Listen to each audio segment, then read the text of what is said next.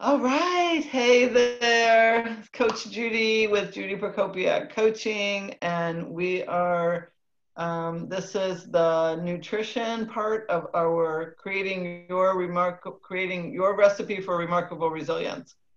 And this whole series is about this holistic approach to how to become resilient in a crisis, right? And so we need to develop resilience muscles and develop and have tools and things. So I want you to just kind of frame it in like a recipe, right? We have a recipe and, we have ingredients and we need some tools, pots and pans and measuring, and then we have skills like how to actually cook the things that we're going to cook.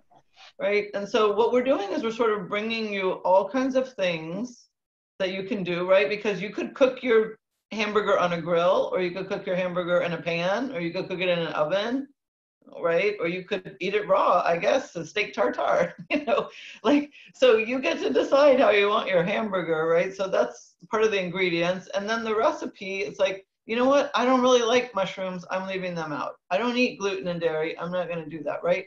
So we've got that. And then we've got the skills, and that is like, learning how to cook, like, right, over time. There's a lot of people like, I don't know how to cook. I don't cook, because they never practiced it, right? And then when it comes, now they're at home in quarantine and they're like, I gotta cook, all like, they're making the tuna noodle casserole again because they don't know how to do anything else. Or they're trying to read the recipe and it feels so stressful because like, oh my gosh, what is all of this, right? So I just thought it was an interesting framework to kind of put it like, we're just giving you recipe things for your recipe box of resilience, right? You can pull out, do I want to do mindfulness, yoga? Like, what is the self-leadership stuff? Like changing my perspective. And Lee just talked about, anxiety and tapping into your body and naming your feelings. And right, we're just giving you all these kinds of tools and you get to try them on, just like trying on a pair of pants. Like, I don't know, do I like how these pants look? Do I like how they feel? Do they make me feel good? Do they like, or do I want, no, I don't want to wear these, right? So, you're the expert on you. We're just giving you some things and we want you to just try them on and give it a try. And so we've got today, right now, we've got Ashley Sobolewski, a good friend of mine with Nutrition Ignition. And she's going to talk to us about the nutrition piece. Because, I mean, obviously there are we're not covering everything in the world here, but we're going to give you some really key things to kind of take away. And by the way, I'm gonna create some show notes so you can get them either by direct messaging me, or you can join my Facebook group, which is the Self Leadership School, and I will have some notes in there. And these are all going to be, curated and put up on YouTube, and everybody will have these. So whoever you are watching, listening, whoever you found us through, that's what we're doing. So that's really what this is about. Literally, I came up with this a few weeks ago, and I was like, we're just going to do it. We're just going to put value out into the world and figure it out. And, we had a little technology challenge, but it's all good. So Ashley, thank you so much. And she was supposed to be first at 9 o'clock. It is now 1:30, 1:20. So I really appreciate her grace and patience. And we're just going to let her go and talk and share. Hey, everyone. Good to see you, Coach Judy. Thank you for having me on here. It was just a test of resilience is what it was. And we learned to adapt, and that's just what we do. So yep. Adapt, overcome, pivot, laugh.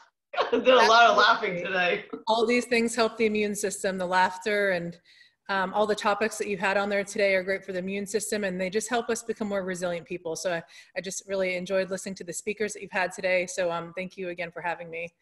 And before I get started, I just want to let everyone know I do have an essential oil here. I'm a registered and licensed dietitian, but one of the things I use besides whole foods is essential oils in my practice. So if you could share this video, if you either share this video or tag at least 3 people, I will enter you for a drawing, and I will show that online. And this is citrus fresh.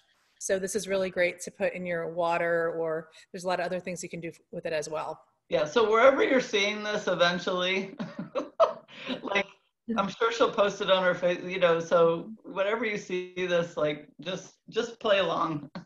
Exactly. Yes. I'm going to give probably at least a week to get some people some time to see this. So, okay. So there's many different directions I could go with nutrition and resiliency. So I did go back and forth a couple times, and really what makes sense to me today is talking about water, fat, and antioxidants. Water is definitely one of those that everyone knows you should drink a lot of water. So we know it, but unfortunately a lot of the population goes around dehydrated, at least slightly dehydrated. In fact, I had a statistic on that. And yeah, it's thought that 75% of adults in developed countries have mild chronic dehydration leading to daytime fatigue. So not only is that going to lead to fatigue, but it's also going to lead to people thinking they're hungry when they're not. It's going to lead to not as healthy of immune system, and it can also make discomfort in the body worse. So to me, that's really an important thing to, talk about and just encourage everyone listening today is hydration. Yeah, and I bet a lot of people that have sort of been sitting at home and maybe maybe they were working out or going for walks or something, but where we are, it wasn't super hot or anything. So probably a lot of people were not drinking enough water. I mean, I know I'm working on it.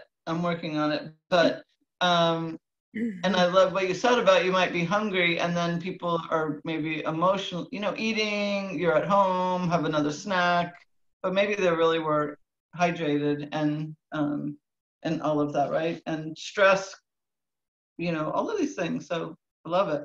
Absolutely. And I think it's just important to note that our brain is 85% water and 60% fat. So that's why I'm going to talk about fat second. That's part of the reason. And you might be wondering, how does that add up? 65 and 85, that doesn't equal 100. So I will explain that real quick in case you're wondering. I don't know. At this point, I don't know how to do math or the computer. So you said there'd be no math. So how it works is if you were to drain all of the water from your brain and then you have the dry matter, it means that 60% of that dry matter would be fat. Got it. So that's a pretty substantial amount. Yeah. And I think fat is also one of those things, I think it's changing a little bit, maybe the last decade or so, but I feel like each decade has a trend. A couple decades ago, it was, no carbs, and then, no sugar, and, it goes back and forth. So I believe that there is kind of a new awareness once again, of the importance of fat. So fat is, important for so many reasons. It gives us cushion, that's why, we can sit here and, we can be cushioned just by sitting down. So just for very practical reasons, but also really functional reasons in the body, including hormones. Also fat is required, also water is required for certain vitamins to be absorbed in the body. So there's fat soluble vitamins and then there's water soluble vitamins. Mm-hmm. Of course, as you know, Coach Judy, fat soluble vitamins are going to be the A, D, E, and K, ADEC, that's how I remember that. And then water soluble vitamins are more like vitamin C. And those in the body, if we have too much of it, our body's going to excrete it. But if we have too much of a fat soluble vitamin, it could become more of an issue. So either way, they're both important, but you do want to, have your labs checked regularly, especially if something, is going on. You definitely need to be followed by a doctor for that. Yeah. So, those are just a couple tips and reasons why. For instance, also our body itself is about 76% water. So it makes sense that our cells are going to need that hydration. But it's very important to have that fat in our diet to maintain the membrane integrity of that cell. There's a reason that it's made of a lot of fats and a lot of proteins. There's like a couple layers. There's a few layers in our cell, and I'm not going to get too much in the biology of that, but there's a reason that, we were created that way. So because of this, go ahead. Did you have a question? No, I was just going to say, so we need to stay hydrated, and, I know we've said this before, but like half your body weight in ounces, mm-hmm. Right? And now I get a lot of people that always want to say, well, there's water in coffee, there's water in beer, yeah, there's water in wine, and that, I'm like, that doesn't count. Now, what about water in food, like watermelons and things? Yeah, that's a great question.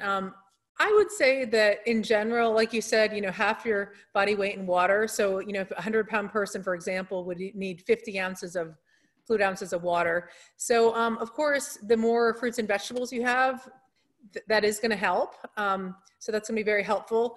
I like to call foods that aren't necessarily as nourishing for your body, but they might be for fun. I call them fun foods or fun drinks. So I look at coffee and, stuff like, alcohol more as a fun food, something that you shouldn't have as much of the time, but it can be a fun food. You can include it, or a fun drink, and you can include it in your overall lifestyle, in moderation. So I say for every caffeine drink or alcohol drink, since they're considered diuretics and they're going to pull water from your body, you do need to replace it with at least 1 cup of water.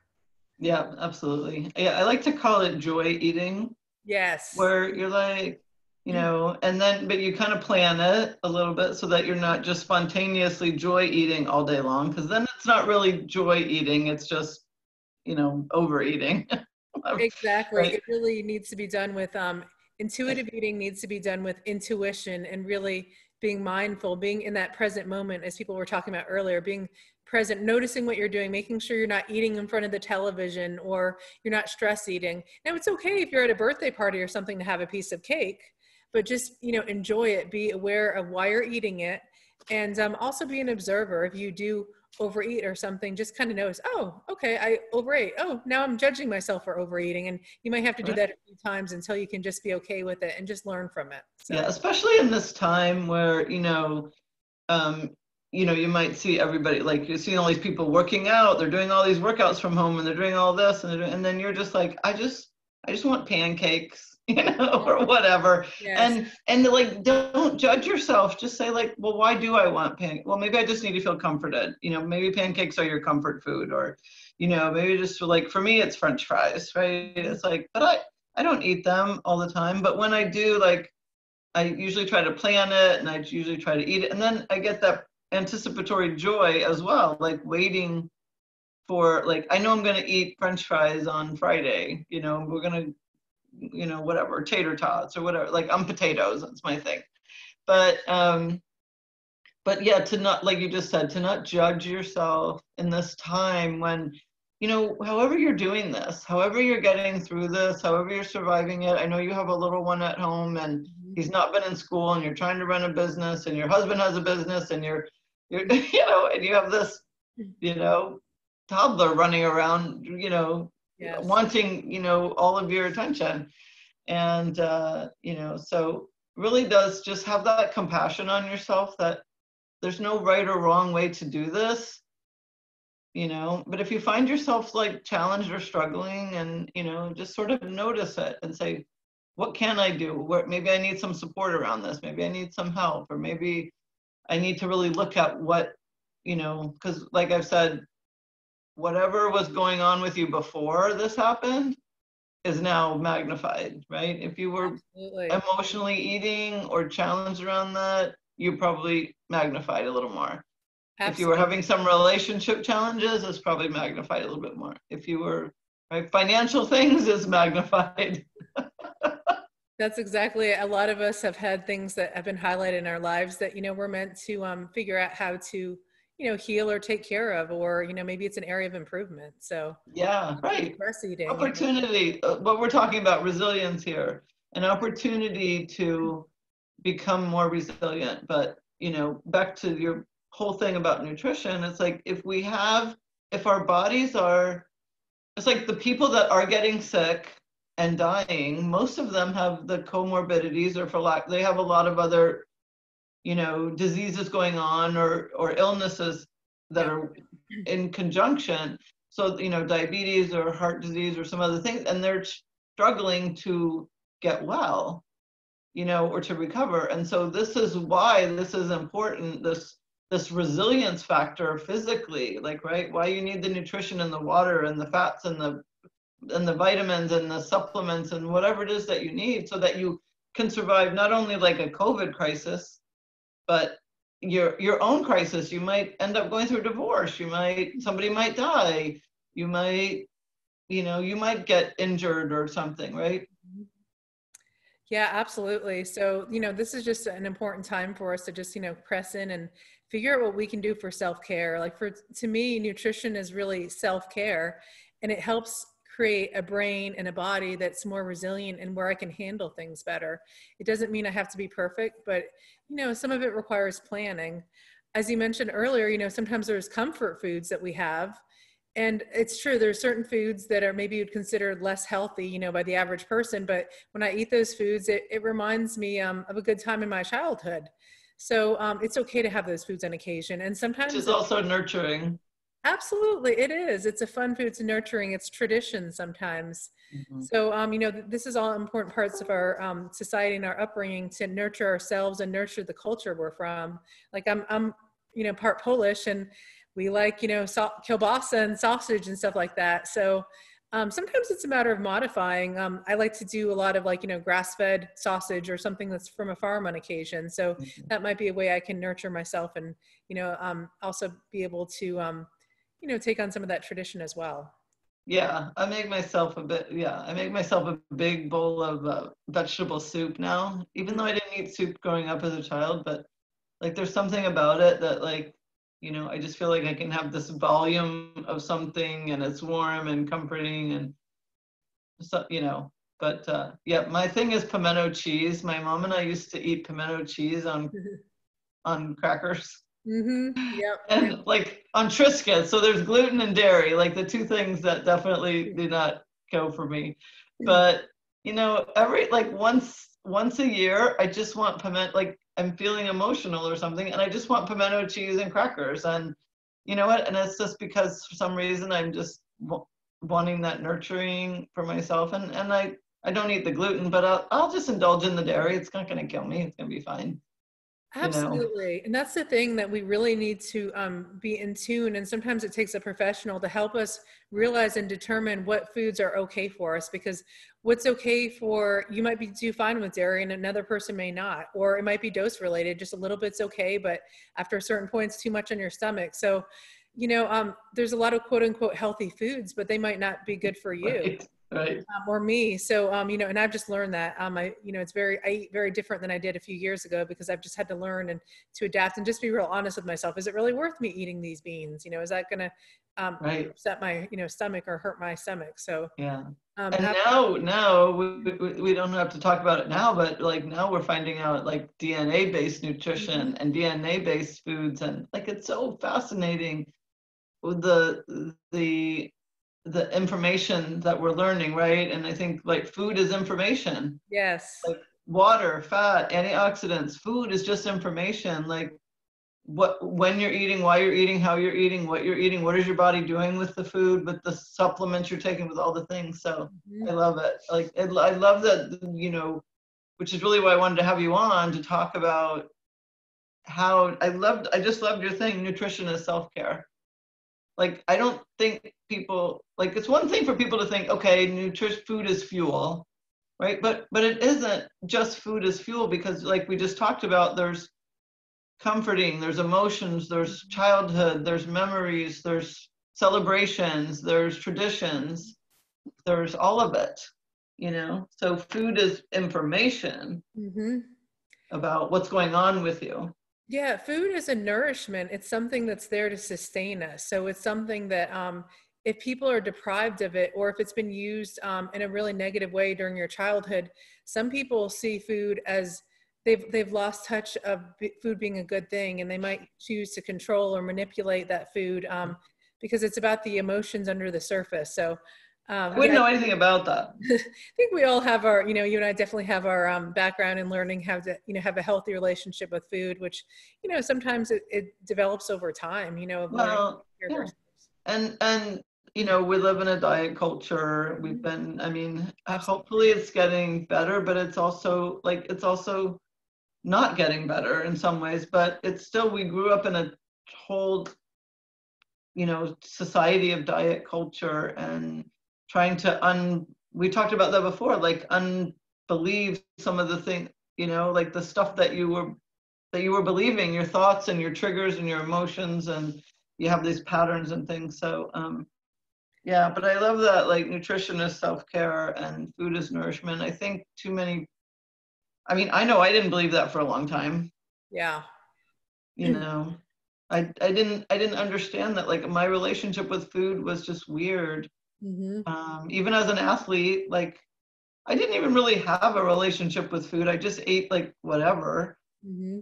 And then when I developed my eating disorder, like then that whole thing shifted. And then I just ended up with, I recovered from that. Then it was like disordered eating and disordered Yeah. thinking and the disordered relationship with food and my body, right?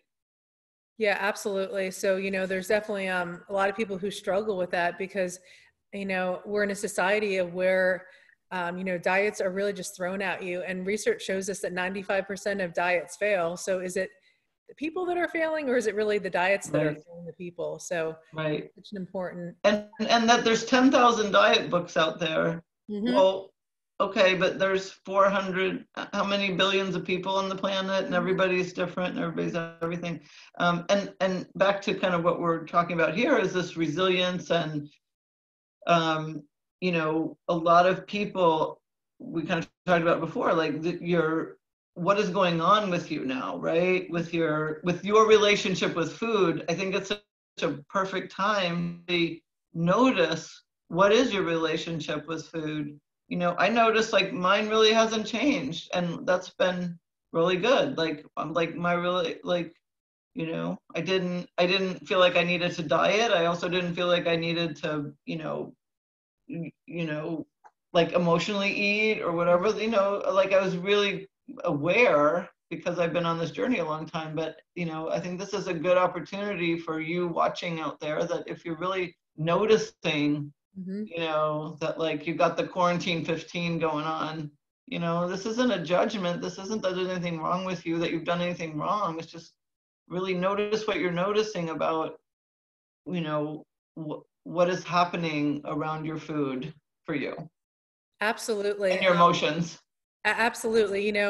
I've struggled so much in the past with, stomach issues and IBS or however they want to diagnose it. And through this quarantine, I've been able to maintain a level of good digestion through the stress of all this. So to me, that's Yeah. a really good, just sign that, for both of us that we've just been exhibiting healthy behaviors that are good, that we're able to practice self-care for ourselves. Yeah. And that we're able to maintain it. And that's what Ann talked about earlier. Yes. Ann Roberts was on as our personal trainer.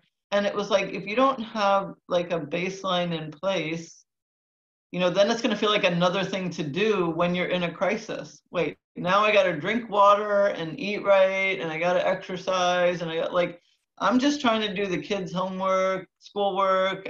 I'm going to get the laundry, take a shower, like, right? But when it feels like it's another thing to do, but when it was part of your everyday, then you're like, oh, wait, I know I'm going to feel better if I go for that walk. I know I'm going to feel better when I drink that water. I know I'm going to feel better when I eat the foods that I know serve me instead of, it doesn't mean you're not going to indulge a little bit or some comfort food like we just talked about, right? Yeah, absolutely. I've been eating maybe a little bit more chocolate than usual, but overall, my routine was pretty steady from right before the quarantine happened. So it's Mm-hmm. pretty similar to what it was before. So I'm, maintaining the level of health that I had before, and it Yeah. offered great resilience. Having that reserve of, wise choices for me at that moment has really helped and really helped me get through that. Because also then you're going to feel, you're going to function better, right? You're going to feel better. You're going to have the right kind of energy. You're going to be sleeping better. You're going to be having digestion better. You're going to be absorbing because when we're stressed, we don't absorb, we got cortisol and adrenaline and things, and, we're not absorbing our nutrients as well, right? But when you can practice all of these things, or some of them, or one of them, doesn't really matter. But again, back to why we do what we do, Absolutely. why reach this, because we've been there, we've struggled, we had our own, like I had my own health challenge, and because I did not practice self-care at all. It was like there was none of that. But that really, when you can, we're not asking to be perfect. We're not perfect. We don't have it all, dialed in and figured out. And I'm not over here, doing meditation and yoga and, everything and eating perfect every day. Like we're all just keep going and as we change different seasons of life, it's like whether you're pregnant or having a baby or whatever, or you're older and you're in menopause. And it's like, you have to constantly be, aware of yourself and what's happening for you. You do. You adapt as you go along. I used to be an avid runner before I had my son, and he never seemed to want to sit in the stroller quietly for me. So, I have done less running. I've started to do a little bit more, but there's just different seasons for me. And so we just have to find our stability and what helps ground us, at that moment. And it's going to change as we go along. Yeah. All right. So we have water, fats, and then you were going to talk about antioxidants. Tell us a little bit about why that's your top 3 here. Okay. So antioxidants are compounds that inhibit oxidation. So basically they help slow the aging process. So in our body, antioxidants will actually help or prevent oils or fats from becoming rancid in the body. So basically they help slow or, slow down the aging process, you could say. So obviously, antioxidants, good sources are going to be, colorful fruits and vegetables and so forth. So those are going to work hand in hand with the fats. And I did want to say, just real briefly that, part of the reason that fats are so important are that, not only are they so good for so many of those bodily functions that I mentioned, but there's so many health conditions where people are likely lacking good fats and overloaded in the bad fats. Like research suggests that like neurodegenerative disorders such as MS, diabetes, IBS even, fibromyalgia, Alzheimer's, Parkinson's, manic depression, chronic fatigue, these could all be indicators that people are lacking good fats and overload in the bad fats. Obviously, they're very dynamic. There could be some other factors as well. Very likely there's a lot of other things going with that as well. But it's definitely something worth looking into to make sure you're getting enough fats. Yeah, of the right kind of fat, because you can see, because there's the metabolic process that's happening with if you have bad fats that you're not breaking down properly, and that they're then creating oxidative stresses and different things in there. So exactly, like for instance, good fats would be extra virgin olive oil, avocados, coconut oil, nuts and seeds, especially oily fish. And you can do some meats in moderation. People are going to be different. There's vegans, vegetarians, there's be some people who do eggs. You just have to make sure, you do what's going to be good for your body. On the opposite end of the spectrum are going to be the trans fats or hydrogenated oils. And hydrogenated oils, you really don't want any of that in your diet, ideally. So that's why, quality or eating food as close to its original state. For instance, butter, I'd recommend real grass-fed butter before I'd recommend a margarine, because so many margarines on the market have soybean oil, and they're genetically modified soybean oil, and then they're mixed with this and that and coloring. So for me, I just like good old fashioned butter. Yeah. Now, even though they're kind of telling you on the marketing that it might have all these healthy things in there, you've got to be your own best advocate, because guess what? That is actually a billboard. Like, they're paying for that marketing space on the butter. Like they can they're trying to get you to buy it. They're not looking out for your health per se. Yes.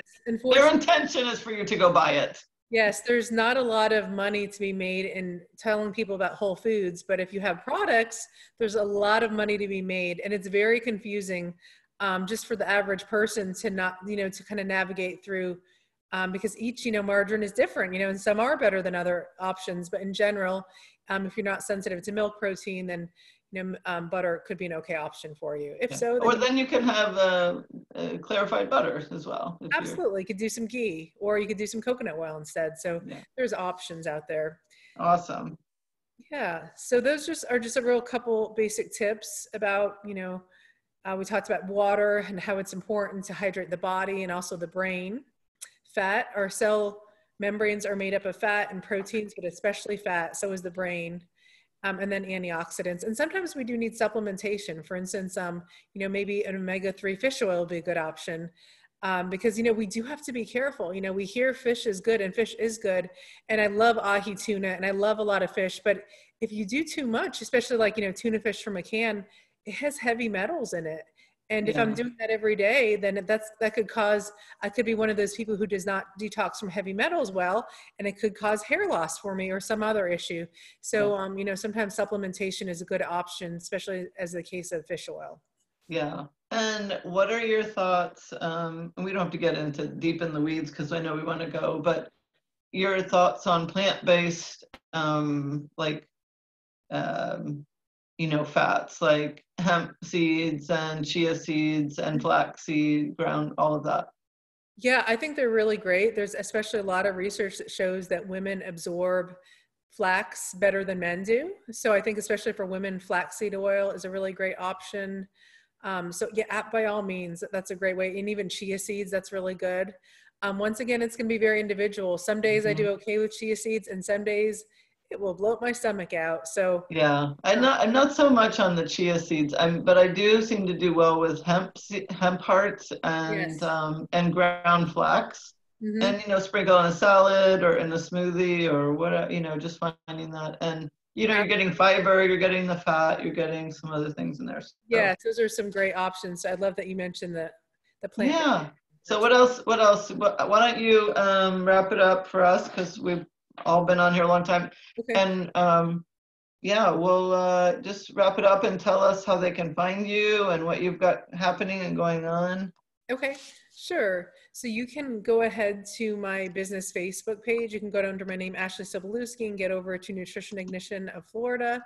And like I mentioned, if you tag 3 friends and or if you share my posts, I will enter you in a drawing. You can email me directly at ashley@nutritionignition.net. Again, it's ashley@nutritionignition, all one word, .net. Or I think that'd be the best way. You can Facebook message me, and that's just a great way to get a hold of me. So Yeah, thank you so much. thanks, Judy. This was awesome, and I really, appreciate you being so flexible today and jumping in and out of the calls and different things. But thank you for being flexible. And we're, like I said, we're just trying to show up and serve because that's who we are, and we're trying to offer really some insights. And so what's one takeaway that maybe people haven't heard, or let's just leave them with something that maybe they, we did talk a lot about a lot of things today, but Okay. Yeah. So one takeaway. I'm thinking like something like you talked about water and fats and antioxidants, and a lot of people have heard all this stuff, but Okay. what is something that they can just implement today that doesn't feel like, yes, they can drink the water, but Sure. maybe just what is something like that they could start implementing today that will give them that remarkable resilient health, like that, like a non-negotiable, something that you absolutely do every day. Okay. Right now at the top of my head, since it is part of the giveaway, I'm thinking of, maybe a good tip would be to add a drop of the lemon in essential oil into your drink, because that's going to be really alkalizing. When you have that in the morning, it's going to be great to support your lymphatic. And that's a really great option, because sometimes when we go to restaurants, we put like a lemon in our drink, and we really don't know where that lemon came from or who's touched it or what kind of mold is in it. Especially now. Yeah, so if whoever is going to win this oil, carry it with you. Also, you cannot drink it out of a plastic cup. It will eat away the cup. But you can, use it out of like something like this. Okay. Steel. Great tip. I had no idea about that part.